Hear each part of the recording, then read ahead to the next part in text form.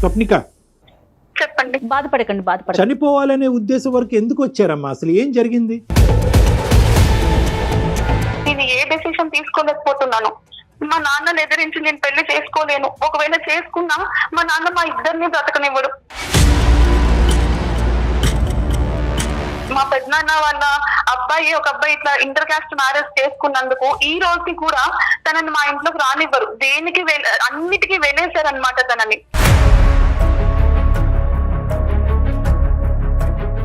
తనని నా ఇంటికి పంపించి తిరిగి శవం లాగా వాళ్ళ ఇంటికి పంపడం తప్ప మనిషిలాగా వెళ్ళడు. పోలీసుని అప్రోచ్ అయ్యి నాకు ఇలా ప్రాణ భయం ఉందండి, మేము ఇట్లా ఉన్నామని చెప్పినా కూడా మా నాన్న దేన్నైనా మేనేజ్ చేయగలరు.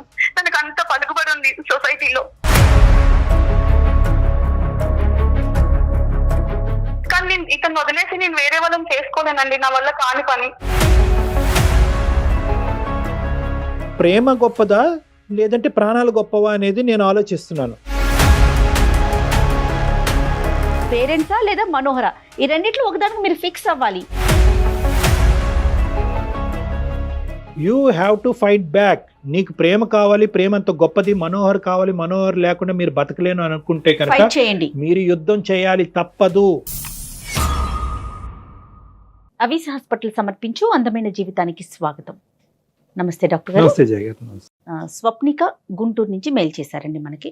ఏంటంటే చాలా సెన్సిటివ్ విషయం కళ్యాణ్ గారు. ప్రేమించుకున్నారు ఈ అమ్మాయి స్వప్నిక అండ్ ఒక అబ్బాయి. అయితే ఇంట్లో పెద్దలు ఒప్పుకోవట్లేదు. రీజన్ మేము మార్చలేని రీజన్. ఈ ప్రపంచంలో ఎవరు ఈ కారణాన్ని మార్చలేరు. కాబట్టి మేము చచ్చిపోవటమే మాకు పరిష్కారం. అంత తీవ్రంగా పెట్టిందనమాట ఆ మెయిల్లో. సో నాకు వెంటనే మీతో మాట్లాడించాలి,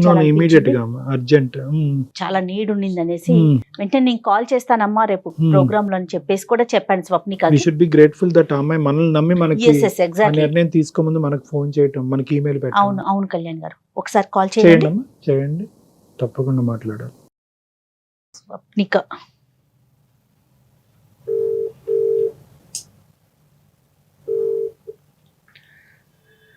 హలో స్వప్నిక గారండి, నేను జయానండి అందమైన జీవితం ప్రోగ్రామ్ నుంచి కాల్ చేస్తున్నాను. గుడ్ ఆఫ్టర్నూన్ అండి. Good afternoon. మీ మెయిల్ చూశాను, డాక్టర్ గారికి బ్రీఫ్ గా చెప్పాను. నాతో పాటు డాక్టర్ కళ్యాణ్ చక్రవర్తి గారు కూడా షోలో ఉన్నారు. మాట్లాడొచ్చా మీతో? రైట్, డాక్టర్ గారు కూడా ఉన్నారు. ఒక్కసారి బ్రీఫ్ గా చెప్పండి. అమ్మా స్వప్నిక. నమస్తే డాక్టర్ గారు. నమస్తే అమ్మా. భయం వేస్తుందమ్మా నీ ఈమెయిల్ చూసి చదివి. అవునండి. ఏమ్మా ఏంటి అంత బాధ? ఏమొచ్చింది? చనిపోవాలనే ఆలోచన, ఆ బాధ ఏంటి? సార్ నార్మల్ గా నా ప్రాబ్లం ఏంటి అని అంటే, నేను ఒక అబ్బాయిని ప్రేమించానండి. అంటే నాకు చాలా ఇష్టం, తనకు కూడా నేనంటే చాలా ఇష్టం. ఎంత అంటే తనకి నేను ప్రాణంలా అన్నమాట. సో అలాంటిది మా పెళ్లికి మా ఇంట్లో ఒప్పుకునేలా లేరు. ఎందుకంటే మా ఇంట్లో మా ఫ్యామిలీ పరిస్థితి ఏంటి, మా ఫ్యామిలీ బ్యాక్గ్రౌండ్ ఏంటి అన్నది క్లియర్ గా నాకు తెలుసు. సో ఇద్దరం విడిపోయి బతకడం కన్నా కూడా కలిసి చచ్చిపోదామని చెప్పి ఫిక్స్ అయ్యామండి. సో మేము డేట్ కూడా ఫిక్స్ చేసుకున్నాము.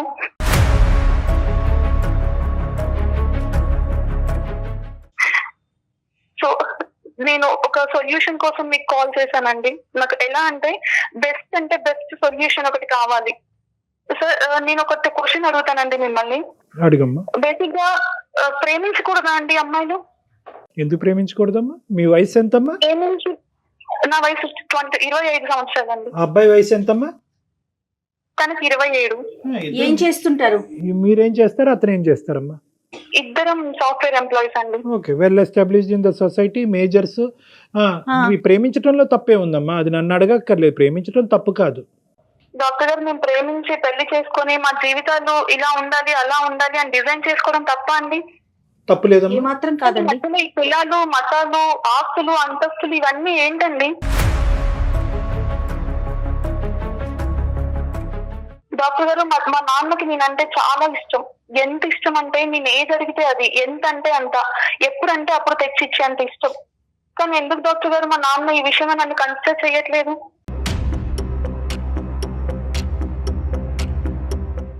నేను చేసింది పాపమా? కానే కాదమ్మా. కానీ చనిపోవాలి అనేటటువంటి నిర్ణయం మాత్రం పెద్ద తప్పమ్మా. పాపము, తప్పు, నేరము కూడా. ఓకే, మీకు సమస్య ఉండుండొచ్చు. ఇంకా అంతకుమించి ప్రేమని ఏం చేయగలమండి ప్రేమని మేము? ప్రేమని ఈ పెద్దవాళ్ళు ప్రేమని పెద్దవాళ్ళు అంగీకరించకపోవచ్చు. పెద్దవాళ్ళని ఎదిరిదేటటువంటి ప్రయత్నం మీరు చేయొచ్చు. మీకు అన్ని అర్హతలు ఉండొచ్చు మీ ప్రేమకి. కానీ ఈ సందర్భంగా నేను ఒక డేట్ ఫిక్స్ చేసుకున్నాను, చనిపోవాలని అనుకుంటున్నాం అనేటటువంటిది మాత్రము అది పాపము, నేరము, ఒక తప్పుడు నిర్ణయం అమ్మా.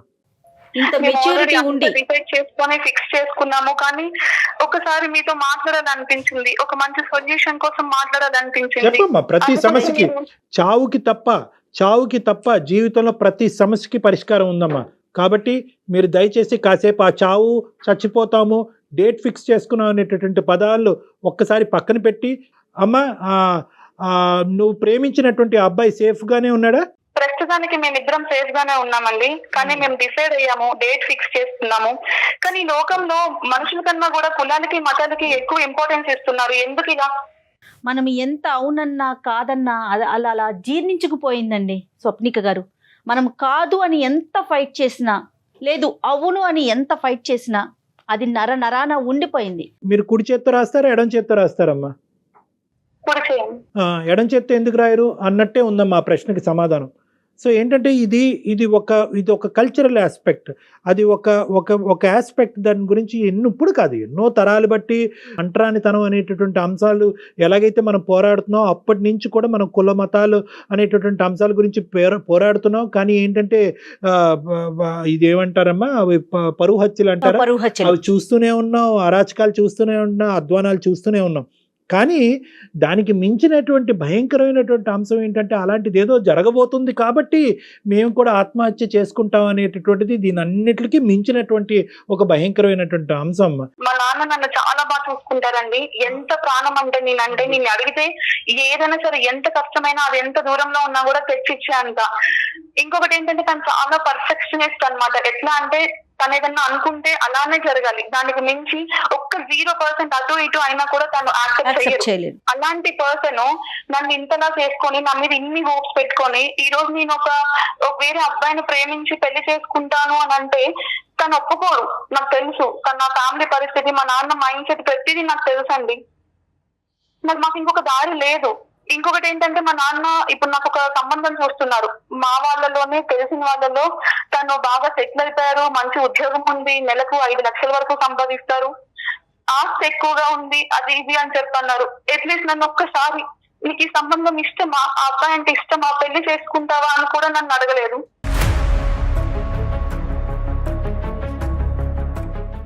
అలాంటి మనిషికి నేను ఈ రోజు ఎన్ని ఇతను చేసుకుంటాను, ఇతను అంటే నాకు ఇష్టం అని చెప్తే ఎలా ఒప్పుకుంటారు డాక్టర్ గారు?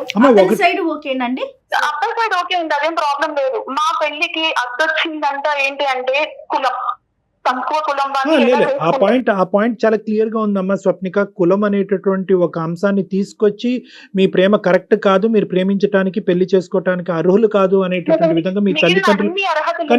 కానీ ఏంటంటే అమ్మా, పేరెంట్స్ ఇష్యూ ఎలా వస్తుందంటేనమ్మా, ఇవి చాలా సర్వసహజమైనటువంటి అంశం మన సమాజంలో. ప్రతి 4 ఇంట్లో 5 ఇంట్లోనూ మనం ఈ మధ్యకాలంలో చూస్తున్నటువంటి ఒక అంశం. ఇప్పటి వరకు ప్రేమించినటువంటి విషయం కరెక్టే, ఇంతకు మించి ప్రేమిస్తాం, దీనికంటే మించి ప్రేమిస్తాం, కొండ మీద కోతుని తీసుకురావాలి తమ్మన్నా తెస్తాం, కానీ కులానికి వ్యతిరేకంగా. ఎందుకంటే కనుక కేవలం ఈ కుటుంబ సభ్యులు ఏంటంటే నేను, అమ్మ, ఒక అన్నో, ఒక చెల్లో, ఒక తమ్ముడో, మీరు అన్నట్టుగా చూడట్లేదు, సమాజంలో ఒక భాగంగా చూస్తున్నారు.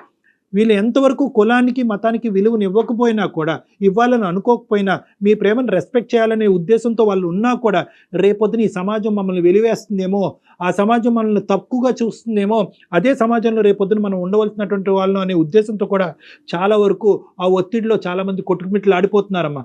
ఈరోజు మీ తల్లిదండ్రులు మీ ప్రేమ కరెక్ట్ కాదు అని అనుకున్నా కూడా రేపొద్దున సమాజానికి ఏం సమాధానం చెప్తాం అనేటటువంటి ఉద్దేశంతో ఎక్కడైతే వాళ్ళు నిలబడ్డారో అక్కడ నిలబడిపోతున్నారు. ఇక్కడ ఒక అంశం అమ్మా, ఇక్కడ నాకు ఒకటి చెప్పండి స్వప్నిక. చెప్పండి. బాధపడకండి. చనిపోవాలనే ఉద్దేశం వరకు ఎందుకు వచ్చారమ్మా? అసలు ఏం జరిగింది?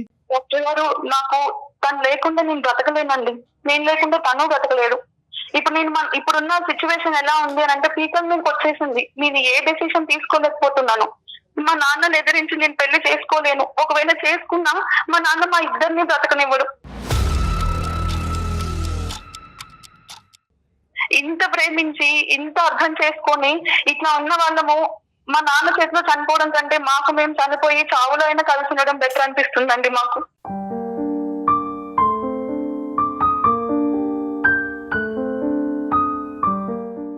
ఎవరు ఎవరికి చంపేటటువంటి ఇది లేదమ్మా, ఎవరు వాళ్ళని ప్రాణాలు తీసుకునే అంత ఇది కూడా లేదమ్మా. మా తల్లిదండ్రులు నాకు చెప్ప పెట్టకుండా 5 లక్షల సంపాదన వచ్చేటటువంటి వాడిని భర్తగా నన్ను కట్టబెట్టాలి అని అనుకున్నారని అన్నావు. అట్ ద సేమ్ టైం ఇంకో మాట కూడా నువ్వు చెప్పావు ఏంటంటే కనుక చాలా పర్ఫెక్షనిస్ట్ మా నాన్నగారు, ఇలాంటి వాటిని అస్సలు సమర్థించరు, ఒప్పుకోరు అనేది చిన్నప్పటి నుంచి నేను చూస్తూనే ఉన్నాను అని చెప్పి కూడా నువ్వు ఒక అబ్బాయిని సెలెక్ట్ చేసుకుని ఆటోమేటిక్గా అది తీసుకెళ్ళి మీ తండ్రి దగ్గర ప్రవేశపెడితే కనుక ఆబ్వియస్గా వాళ్ళ దగ్గర నుంచి ఇటువంటి రియాక్షనే వస్తుందమ్మా. అంటే నువ్వు కూడా మా నాన్న చూసిన సంబంధానికి నేను చూసుకున్న అబ్బాయికి ఏం తేడా ఉందండి? ఒక సంపాదన ఒకటే కదా, మధ్యలో కులం ఒకటే అడ్డొచ్చిందా? కానీ ఈ రోజు మీ నాన్నగారి యొక్క మనస్తత్వం మా అందరికంటే బాగా తెలిసిన వ్యక్తి ఎవరైనా ఉన్నారంటే స్వప్నికయే కదమ్మా. మా నాన్న ఈ విధంగా రియాక్ట్ అవుతాడు అనేది నువ్వు అబ్బాయిని ప్రేమించిన ముందు, ప్రేమించిన తర్వాత రెండూ తెలుసు కదా నీకు. తెలుసు డాక్టర్ గారు, మరి తెలుసు నాన్న ఎలా ఉంటారు ఏంటి అని. నేను మా ఇంట్లోనే ఒకటి చూసానండి, అంటే మా రిలేటివ్స్, మా పెద్దనాన్న వాళ్ళ అబ్బాయి, ఒక అబ్బాయి ఇట్లా ఇంటర్ కాస్ట్ మ్యారేజ్ చేసుకున్నందుకు ఈ రోజుకి కూడా తనని మా ఇంట్లోకి రానివ్వరు. దేనికి అన్నిటికీ వెళ్ళేశారనమాట తనని. ఒక అబ్బాయి అంటే ఎట్లా అంటే ఇంట్లో ప్రతిదీ తనే చూసుకోవాలి. రేపటి రోజున ఇంట్లో ఎవరైనా పెద్దవాళ్ళు చనిపోయినా కూడా కార్యక్రమాలు అన్ని చేయాల్సింది తనే. అది చూసిన తర్వాత నేను లవ్ చేయకూడదు, ఈ ప్రేమ జోలి వెళ్ళకూడదు, ఇలాంటి పరిస్థితి నాకు వద్దు అని నేను చాలా ఫిక్స్ అయిపోయాను. ఎలా అంటే డాక్టర్ గారు, మనం అనుకుంటాం కదా ఏదైనా ఒకటి మనం చూడకూడదు, మాట్లాడకూడదు అని ఫిక్స్ అయితే అదే చేస్తాము అన్నట్లుగా. సో ఇది కూడా అలానే అయింది. ఈవెన్ నేను మనోహర్ నాకు నేను ఇట్లా పెళ్లి చేసుకోవాలనుకుంటున్నాను అని చెప్పిన తర్వాత 1 year వరకు నేను యాక్సెప్ట్ కూడా చేయలేదండి. అండ్ మా ఇంట్లో ఎలా ఉంటుంది, మా నాన్న పరిస్థితి ఏంటి, మా నాన్న ఎలా ఆలోచిస్తారు, ప్రతిదీ మనోహర్ కి తెలుసు. ప్రతిదీ నేను చెప్పుకున్నాను. తను ఇప్పటికీ స్టాండ్ తీసుకొని నేను మాట్లాడతాను, నేను ఒప్పించుకుంటాను అని అంటున్నారు. కానీ ఆ ధైర్యం నేను చేయలేను. తనని నా ఇంటికి పంపించి తిరిగి శవంలాగా వాళ్ళ ఇంటికి పంపడం తప్ప మనిషిలాగా వెళ్ళడు.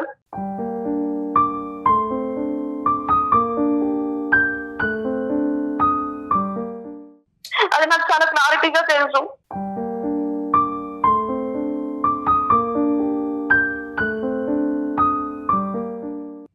నా ప్రేమ కోసం నేను తనని బలి చేయలేను డాక్టర్ గారు. ఇక్కడ ఒకటే అండి, ఈవెన్ ఎలా అంటే ఇప్పుడు నేను చచ్చిపోతాను, కనీసం తనన్నా బ్రతకాలి. అయ్యో నోనో అమ్మా, ఎవరు ఎందుకు చచ్చిపోవాలమ్మా? అంటే మీరుండే స్థానంలో నేను లేను కాబట్టి నేను ఇలా మాట్లాడొచ్చు, కానీ చావు వరకు ఆలోచించవలసినటువంటి అవసరం ఏంటి? నేను ఇద్దరం ఒకరు లేకుండా ఒకళ్ళు ఉండలేమండి. తనతో ఇట్లా ఉండి ఇంత దూరం తీసుకొచ్చి ఈ రోజు నేను ఇంకొకరిని పెళ్లి చేసుకొని నేను బ్రతకలేను.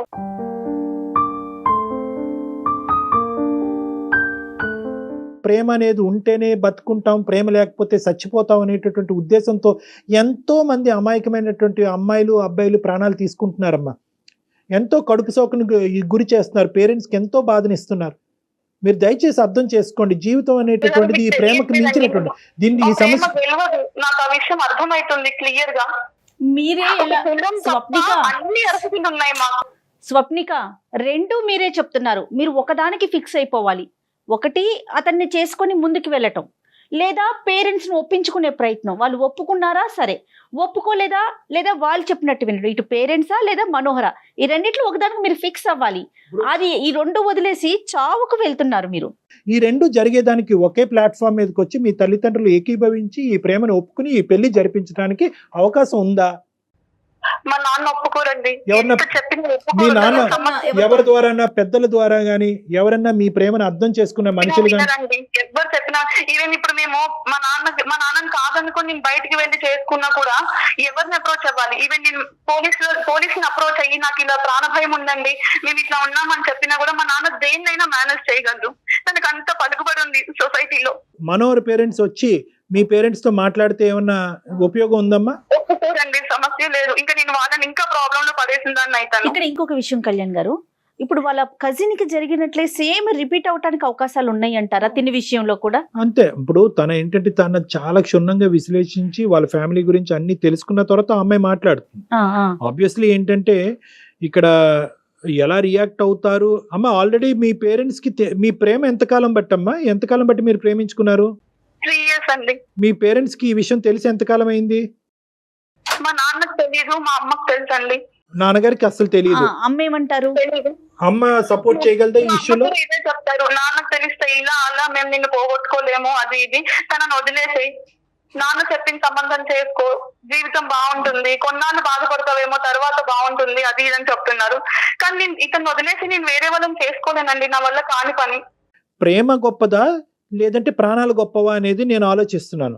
అంటే ప్రేమను కాపాడుకునేటటువంటి ఉద్దేశంలో ప్రాణాలే తీసుకునే అంత ఆలోచన వరకు మీరు వెళ్తున్నారు కదా, అది ఎంతవరకు సబబు అన్నది ఒకటి ఆలోచిస్తున్నాను. రెండోది ఏంటంటే ఇందాక జయ గారు చెప్పినట్టుగా ఇంకా ఇప్పటికొచ్చి మీ తండ్రి గారి దగ్గర ఈ యొక్క ప్రస్తావన తీసుకెళ్ళలేదు. ఒకప్పుడు తీసుకెళ్తే ఏమవుతుందని మీరు అనుకుంటున్నారు? ఓకే, స్టార్టింగ్లో వ్యతిరేకత వస్తుంది, ఖండిస్తారు, తప్పంటారు, చంపేస్తామంటారు, కొట్టేస్తామంటారు. కానీ ఈవెన్చువలీ మీరు కన్సిస్టెంట్గా ఈ అబ్బాయి యొక్క విలువలు కానీ, ఈ అబ్బాయి మీకు ఎందుకు నచ్చాడు, ఆ అబ్బాయి యొక్క ఉద్యోగం, తర్వాత సంపాదించేటటువంటి పరిస్థితి, ఇవన్నీ తీసుకెళ్తే కనుక ఒప్పుకోరా అమ్మా? ఒకవేళ మా నాన్నకి నేను చెప్పుకున్నా కూడా డాక్టర్ గారు, ఇవన్నీ కన్సిడర్ చేసి వీటన్నిటికీ ఒప్పుకున్నా కూడా కులం విషయంలో మా నాన్న ఒప్పుకోరు. అంటే చాలా మంది ప్రేమించుకునే అమ్మాయిలు అబ్బాయిలు ఏంటంటేనమ్మా, మా కుటుంబంలో తల్లిదండ్రులు ఏది యాక్సెప్ట్ చేస్తారు, ఏది యాక్సెప్ట్ చేయరు అనేటటువంటిది సినిమాలాగా వాళ్ళకి అన్నీ కనిపిస్తూనే ఉంటాయి. అయినా కానీ అక్కడి వరకు తీసుకెళ్తారు.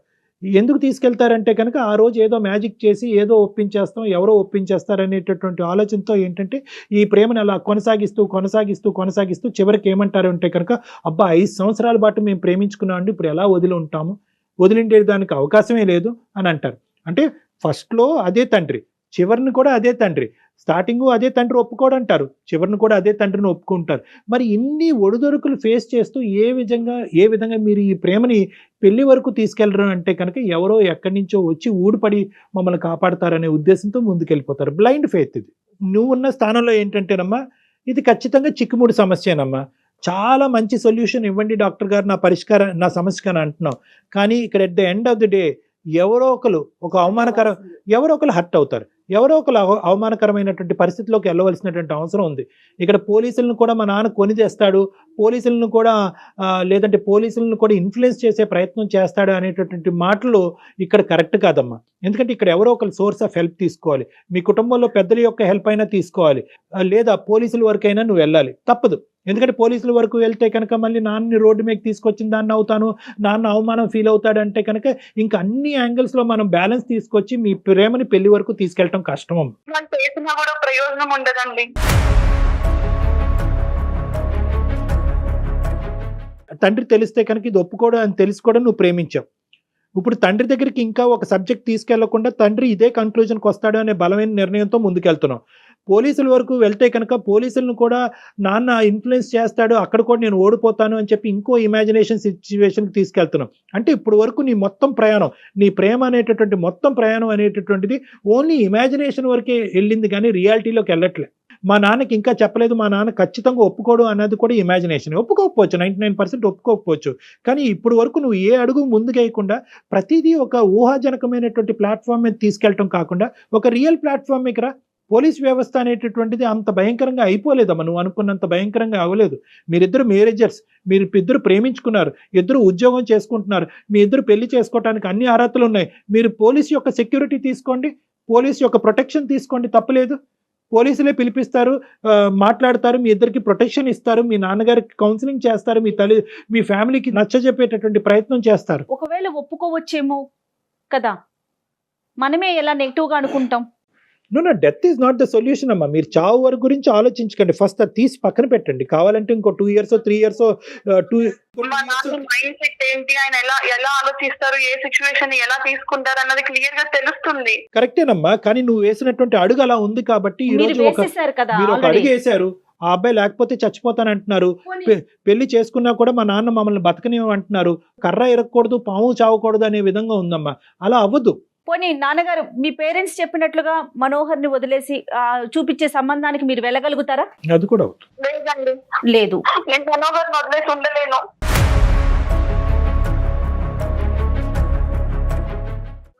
ఒకటి స్వప్నిక, నువ్వు అనుకున్నంత స్మూత్ గా ఒక సినిమా స్టోరీ లాగా ఈ కథకి అంతం ఉండదు. ఇది కఠినమైనటువంటి అంశమే. ఏదైనా at the end of the day చావు అనేటటువంటిది ఈ సమస్యకి పరిష్కారం కాదు. Please this is my. నన్ను ప్రేమించిన పాపానికి తన ప్రాణం తీసుకునే పరిస్థితి వస్తుంది డాక్టర్ గారు. నో అమ్మా, బ్రతుకుండాలనిపిస్తుంది.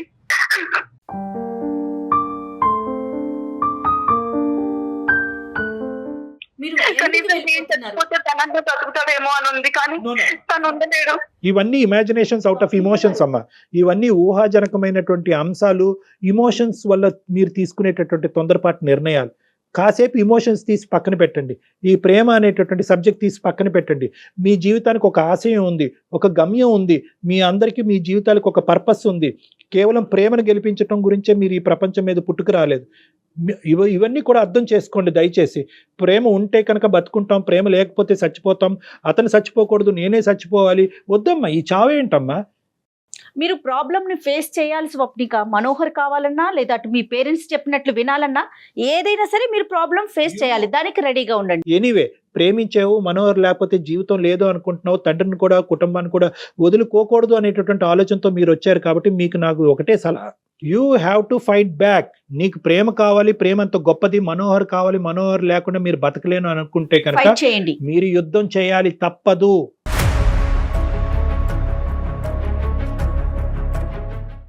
ఇక్కడ ఏంటంటే టైం వేస్ట్ అయినా పర్లేదు, ఇంకొక 1 or 2 years టైం అయినా పర్లేదు, ఒప్పించేటటువంటి ప్రయత్నం చేయండి. పెద్దల్ని ఇన్వాల్వ్ చేయండి. ఆ అబ్బాయి లేకుండా నేను బతకలేను అనేటటువంటి సిచ్యువేషన్ క్రియేట్ చేయండి.